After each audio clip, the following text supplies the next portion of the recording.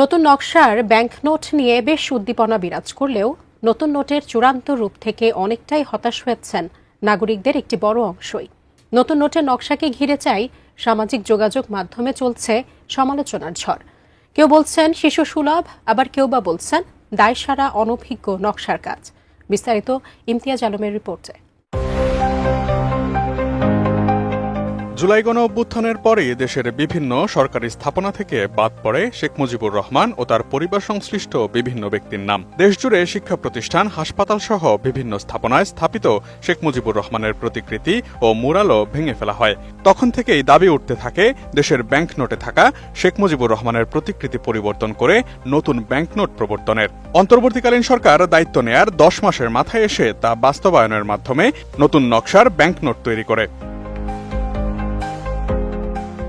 শুরু থেকেই দাবি ছিল একক ব্যক্তির পরিবর্তে রাষ্ট্রীয় বিভিন্ন ঐতিহাসিক স্থাপনা ও জুলাই গণঅভ্যুত্থানকে ধারণ করে এমন বিষয়কে নতুন নোটের উপজীব্য করে তোলার।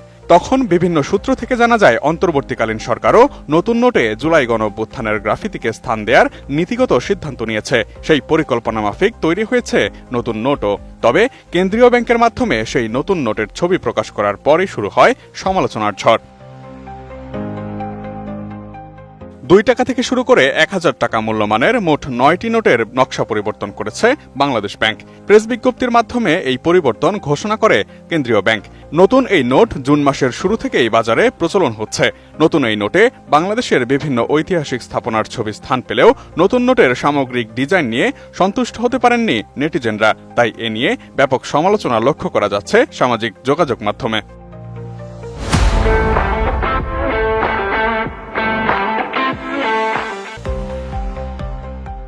সংসদ, স্মৃতিসৌধ, শহীদ মিনার, সুপ্রিম কোর্ট, মসজিদ, মন্দির, বৌদ্ধবিহার, সুন্দরবন, মুক্তিযুদ্ধের ভাস্কর্য ও বিখ্যাত চিত্রশিল্পের পাশাপাশি নোটে স্থান পেয়েছে জুলাই গণঅভ্যুত্থানের গ্রাফিতি। 5, 10 ও 200 টাকার এই 3টি নোটে রাখা হয়েছে জুলাই গণঅভ্যুত্থানের গ্রাফিতির চিত্র। তবে এই নোটের ডিজাইনগুলোকে খুব একটা স্বাগত জানায়নি নেটিজেনরা। সামাজিক যোগাযোগ মাধ্যমে সমালোচনা করে অনেকেই বলছেন নোটগুলো দেখতে সুন্দর নয়, সেকেলে এবং অনভিজ্ঞ ডিজাইনারের কাজ। অনেকে বলছেন জনসাধারণের মধ্য থেকে আসা কনসেপ্ট ডিজাইনের নোটগুলোই বেশি আকর্ষণীয়। আন্তর্জাতিক বিভিন্ন কারেন্সি নোট থেকে অনুপ্রাণিত হওয়ার কথাও বলছেন অনেকেই। এর আগে নতুন 200 টাকার নোটের ছবি প্রকাশ পেলে তা নিয়ে সমালোচনা দেখা যায় সামাজিক যোগাযোগ মাধ্যমে। সেই সমালোচনার আগুনে ঘি ঢালে লেখক ও অ্যাক্টিভিস্ট ফাহাম আব্দুস সালামের একটি ফেসবুক পোস্ট। 200 টাকার নোটের নতুন নকশাকে বেশ তির্যক ভাষায় সমালোচনা করেন তিনি। যদিও তখনও সেটি নমুনা নোট হিসেবেই সামাজিক যোগাযোগ মাধ্যমে প্রকাশ পায় এবং নোটটিকে তখনও আনুষ্ঠানিকভাবে ঘোষণা দেয়নি বাংলাদেশ ব্যাংক।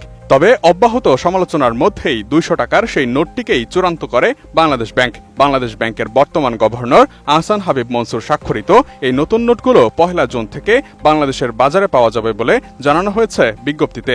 একই সাথে পুরনো নোট ও ধাতব মুদ্রাগুলোও যথারীতি চালু থাকবে। Imtiaz Alam, desk report, ATN news.